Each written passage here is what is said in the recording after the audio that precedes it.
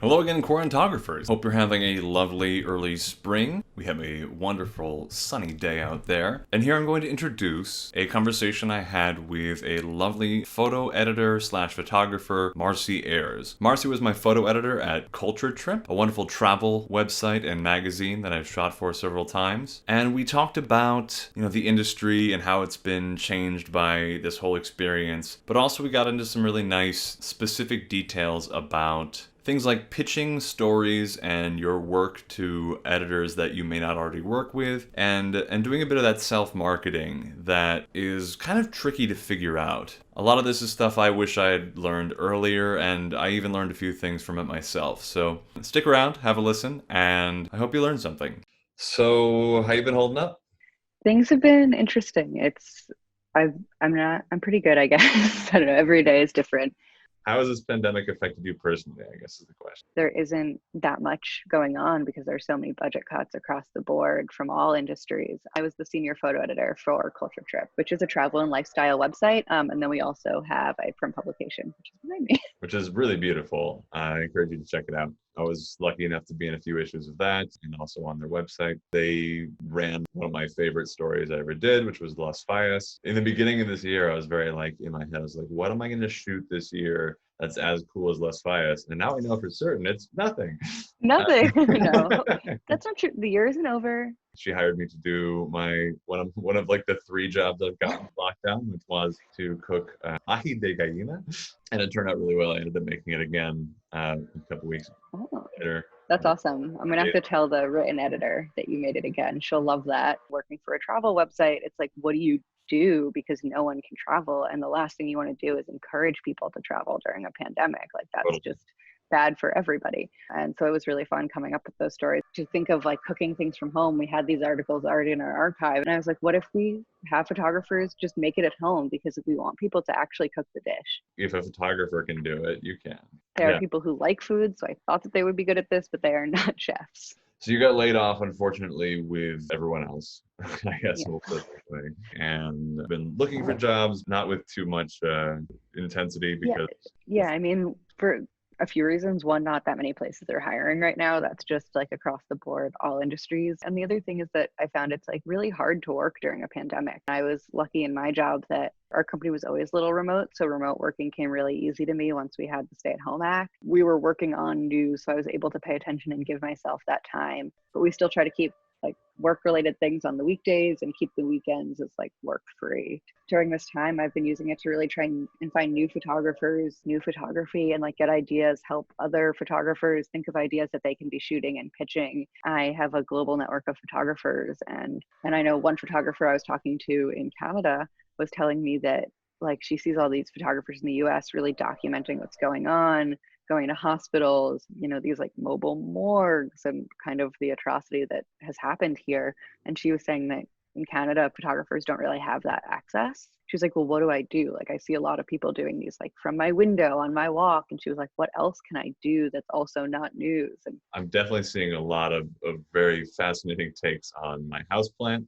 But it's getting I'm very voyeuristic, so I love the from my window projects of people in their apartments. I know Caroline Tompkins did an amazing one, and I do like to see what other people see on their walks because I only have my 5-block radius that I walk with my dog. If you could name some photographers or some things that you've been seeing that are in the quarantine mode that have been inspiring you as a photo editor. Yeah, so another photographer that has been really inspiring me during this time is Maggie Shannon. She's based out in LA, and she has done a few really beautiful quarantine photo projects that are feature photo stories. She's shot a few things from 6 feet away with the subject's wife holding the backdrop and the kids being her assistant because she can't get close to the subject.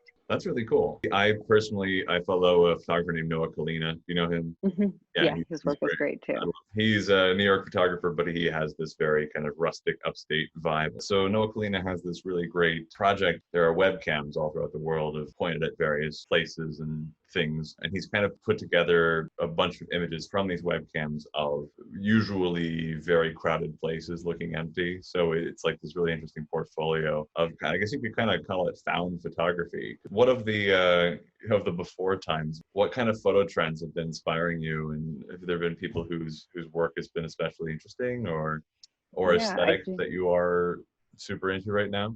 some trends that I really enjoy looking at right now are kind of the vignettes or moments. New York photographer Levi Mandel does a beautiful job, and he's actually during quarantine, he's biking around the city and kind of capturing those moments or vignettes of New York during this time. And he does this really beautiful orangey yellow editing look that I love and is also very hip right now. Similar to like Jake Stangel out in San Francisco, he also has that similar tonality and similar vignette and moment capturing. Those are two things that I'm really led to, but I also think are really big, especially within the commercial world right now. I think that people both are stepping towards that and like the Michelle Groskopf, Maggie Shannon, really bright, flashy, high key lighting have been trends that I see both editorially, but especially commercially.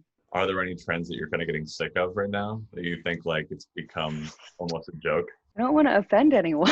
No actual names, just maybe a Don't give any description. names. I'm kind of sick of the wanderlusty type of travel photography. Working in the travel sector, I see that all the time. And I just don't think that they're that visually strong. I feel like with more wanderlusty type pink and blue travel photography, it gets kind of mundane and there isn't a lot in it. Whereas when you find these moments within the travel, that's when it really gets it. I guess a project that you worked on with me that really resonated to that was when you shot Soho for us, which to me as a New Yorker, a street art guide to Soho and like a guide to the old buildings seemed like kind of boring, wanderlusty travel photography.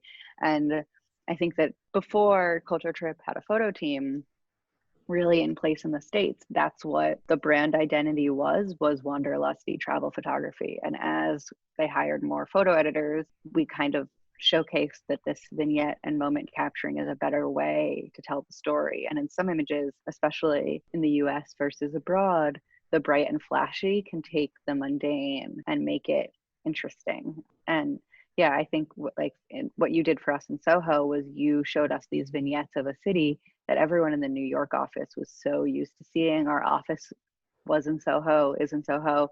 And so for us, this was our everyday. This was the building we look at when we get out of the subway. And then to see it in these moments of New York really brought it home of like, okay, yeah, I would travel to see this beautiful aspect of this building. Or like, oh, this feels like New York. You get the hustle bustle in a vignette as opposed to like just cobbled streets and colorful buildings.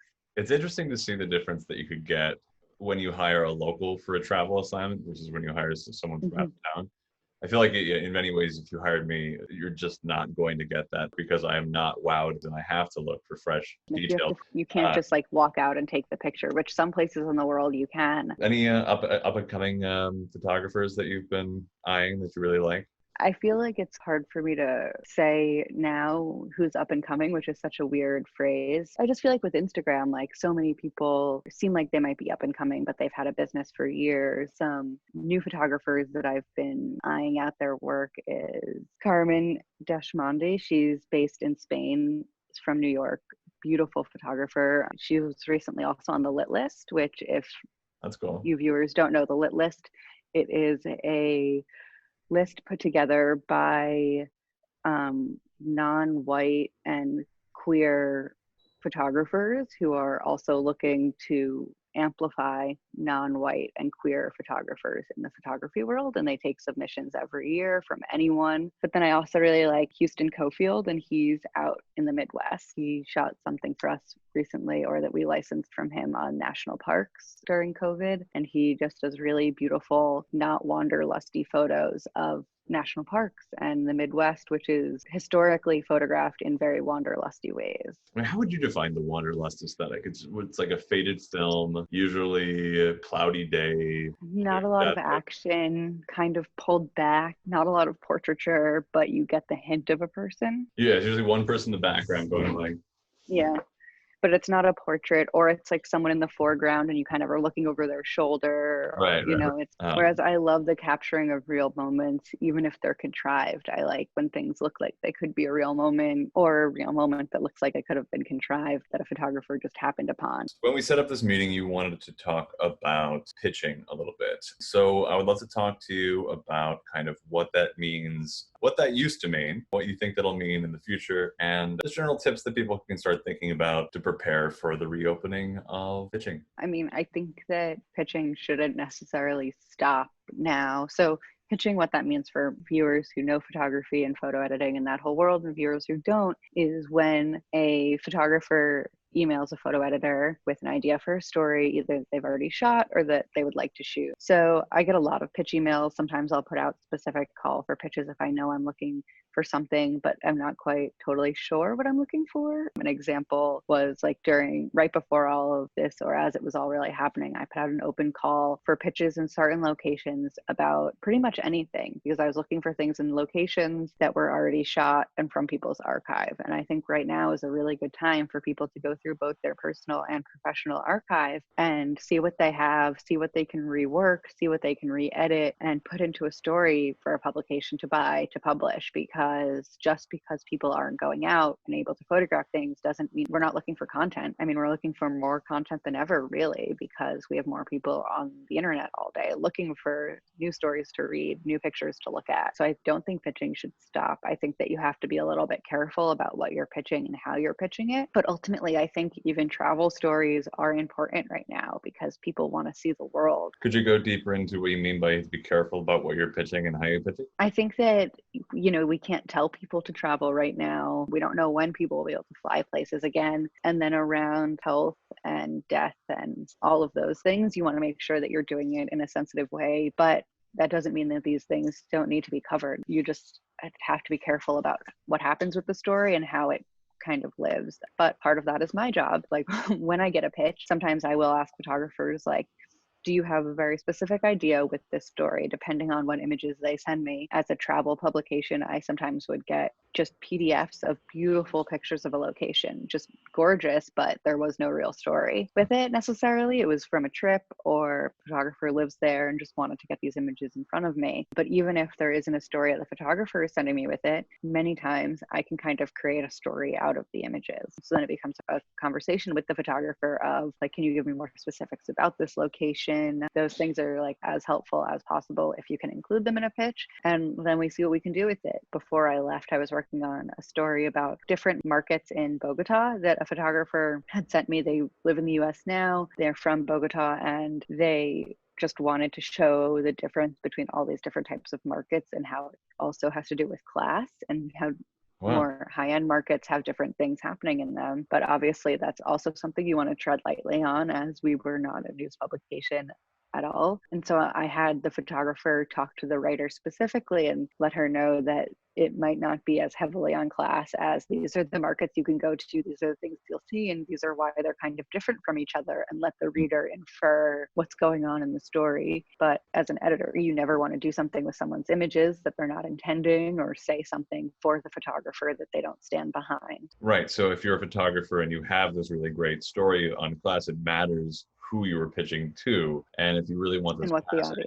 you might want to go more for a journalistic outlet like the Times or New York Mag or something like that. That kind of straddles that more travel / journo vibe. Exactly. I think like when pitching something, finding an angle that works within the publication is the most important part, because I got so many beautiful pitches that just didn't fit with us, with the type of content that we published. But sometimes people would pitch me fashion stories and just be like, oh, or agencies would come to me with all fashion photographers. And I'd be like, they're wonderful, but do they also do travel? Like, is this something that they would be comfortable doing? Do you ever do just straight up portfolio reviews with people? I love portfolio reviews, and most photo editors that I know, their favorite part of their day is when they get to meet with photographers. So if you don't have anything to pitch, or you're not really sure, or you just want feedback, no matter how long you've been in the business, I think portfolio reviews are a great way to stay connected for me and for you. I've had people come to me with portfolio reviews, and then while they're showing me images, I'm like, oh, actually, in a few months, we're going to be putting together like this issue of the magazine. Can you pitch me these photos that you're showing me right now? Because I want them in my email so that we might be able to use them. As a photo editor, you always have a million projects going on, and you're not always talking about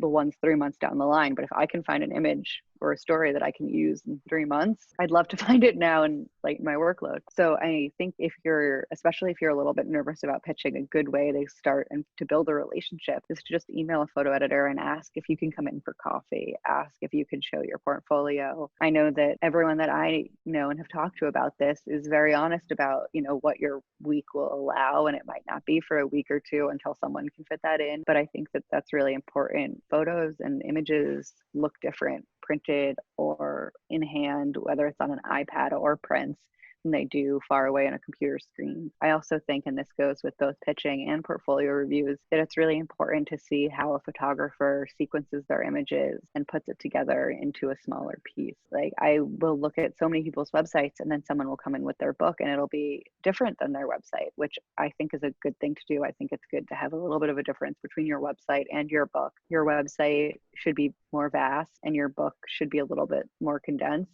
so that we can go through it and talk in one meeting. With both pitching and books, it's important to see your sequences. When I get pitches, a lot of times, I really like if the photographer sends me maybe a wider edit than they might select, so that I can get an idea of what I might be able to select from. And I might have different ideas in the selection than the photographer, but I do also really like to see a curated PDF or even just the favorite images from the photographer. Most of the times, and this is sometimes how I build good relationships with photographers, is when I make my edit list and say, okay, these are the 15 to 20 high res that I want. And then I say, am I missing anything? Because sometimes the photographer will tell me what one of their favorite images, and it didn't resonate with me at that time. And I'll say, like, okay, all right, well, we'll throw in some more money. We'll get that one more image from you. Nice. And then a lot of times it ends up in the final edit, because once I look at it all together and I have the high res and I'm placing them, they were right. Regarding people reaching out for portfolio reviews, I mean, you must get those constantly, though. There can't be possibly enough time in the day to even respond to all of those. And unfortunately, that's just the nature of anyone's time. Yeah. I'm lucky. It was something that my team really prioritized at Culture Trip, and wherever I go next, I want to continue to prioritize it. But you are going to have to expect to get a lot of people who won't answer you. But I think right now is actually a great time to do it. I did a virtual portfolio review with someone, and they sent me a PDF before our meeting. They sent me 2 versions of a PDF, and they wanted to get my feedback about which one that they should be pitching forward. And it was really great, because I have, obviously, I'm not working right now, but most people have a little bit more leeway in their time without somebody watching over their shoulder. And although a video interview or chat can be kind of awkward if you don't know somebody, if you come into it with ideas and a PDF, it's, you can easily talk about it. But obviously not everyone has that time, so you will have to expect a lot of not responses. But I don't think you should try to find that discouraging. I think that if you are looking for a lot of feedback, there are a lot of really good portfolio reviews that you can attend that are portfolio review conferences, essentially, where you have a panel of editors and you can go and they'll look at your work, and a lot of times they'll give you their business card if they like your work. It's a good way to network, and then you can follow up and get a more direct review with them or another member of their staff later. I did the Palm Springs Photo Festival review a few times, both out in Palm Springs and at the New York Photo Expo. Those cost money, which obviously is not everybody can do. But I also think that if you can't afford to go to them, you can look at the people who are on those panels and the reviewers, and those are some good starting points of people who want to be looking. You only sign up to do that if you want to be doing it, because it's a lot of work for the reviewers as well. Starting at not necessarily legacy publications. I know that everyone wants a photo editor at a legacy publication to look at their work, but those are going to be the busiest people. And obviously Culture Trip is not a legacy publication, and so I did get a lot of pitches, get a lot of requests for portfolio reviews, but not as many as some of those people. And so thankfully I'm able to usually respond to almost every email I get. It might not be the most timely, but I'm usually able to say, and if I don't have time for someone to come in, or they don't, live in the same city as me, which is also very common, I ask if they want to email me their portfolio, and I'm happy to still give them some feedback and see where we can go from there. If you're not getting a lot of purchase among legacy publications, look at kind of smaller publications who might have a little bit more time.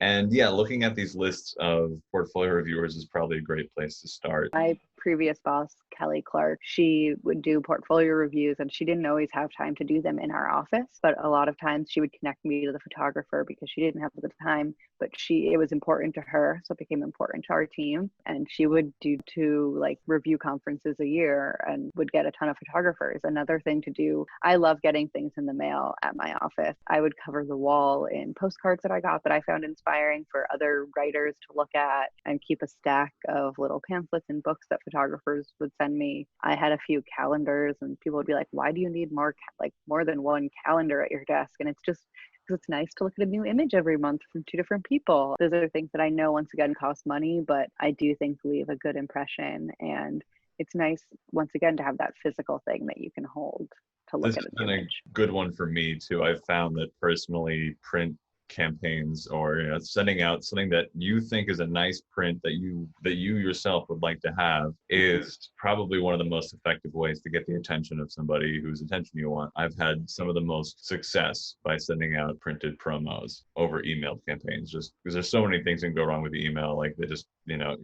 it can go in the spam It's filter. easy for an email Hard to to find get the address. lost in the clutter, but Yeah. people don't send that much mail anymore. People are like, does the paper matter? And I would be like, well, if it's lighter paper stuff, then I'm going to hang it on my wall. But if it's too heavy for me to tape up, then it'll go in my desk somewhere, Interesting. which is just an interesting thing that I kind of realized while getting lots of mailers. The other good thing about sending out mailers is it's generally easier to get it to the right person. You don't have to find out their email address exactly. You can just kind of find the address of their company and write their name on it. Generally a little Yeah. bit find its way to the right person. Or you can just write photo department. If you've emailed a person, or if you aren't sure who to email, you can't find a masthead, they'll always give it to the photo department if they get a mailer like that, even if it's not addressed to the right person. I would just write photo department or visual team if you're not sure and you just want to get something out in front of somebody. I think that that's just a really good way to do it, because also then your print ends up on someone's desk. And possibly the person's desk with the most time for it. If you just write, photo director's name, they might not have time for anything. You might end up in a junior booker's desk who actually can help you. Or have time to reach out and say, hey, let's get you in for a portfolio review, or I'd love to see more of your work. That's something that I think a lot of people, they always want to go, and that goes back to legacy publications. You want to go for the big name, you want to go for as high up as you can. But I think that along a lot of visual teams, but especially photo teams, everyone's kind of working from the ground up. And so it doesn't really matter whose eye you're catching, but if you catch someone's eye, you're then put into the flow and more likely to come up in conversations with the head honcho of hey, maybe we should look at this person. That's really good advice. Do you have anything else you'd like to add? No, that was pretty much it. It's one of the hardest things about photography is just being active on that marketing side. And now you're doing it all for yourself, and now is the time to be able to put thought into marketing. Go through your archive, find new images for promo cards, make promo cards, or re-edit your archive into a new story and try pitching it out. You never really know whose eyes will land on it, and I think that now is the time that people are really looking for archive stories, for creative ways to show what's going on, and kind of that. And even if you haven't shot something, I think now is the time to email editors with ideas of things that you could be working on now. You have to make sure that you're advocating for yourself and getting your worth your rate, but also now is the time that publications are really looking for new ideas of what to do. How do we keep readers? I guess the main question right now, we probably don't do print promos right now because working from home, no one gonna get that unless you know their home address. No, I will say a few people have asked me for my home address, send me promos, and I have given it to them because they do not seem like stalkers, and I like seeing new photography. That's good, but yeah, definitely take that on a case by case. Don't find their home address. If you already know them, you can ask. Cool. Well, thank you so much for taking the time, Marcy. No problem. And if anyone watching wants to ask me any more questions, I try to be pretty open about what goes on behind the scenes as a photo editor and what people don't really see happening. I've also given some photographers advice about rates and contracts, and I kind of understand both sides of it. So I'm always here. Hope you all enjoyed that. If you did, if you want to learn more, if you want to discuss some of the things we discussed, I strongly suggest you sign up for our Patreon, where we have a small but burgeoning community in our Discord channel. I'm in there a lot and always open to talk. So yeah, hopefully I'll see you there. Hope you had a great week. And until next time, stay safe, stay sane, stay inside, stay shooting. Thanks.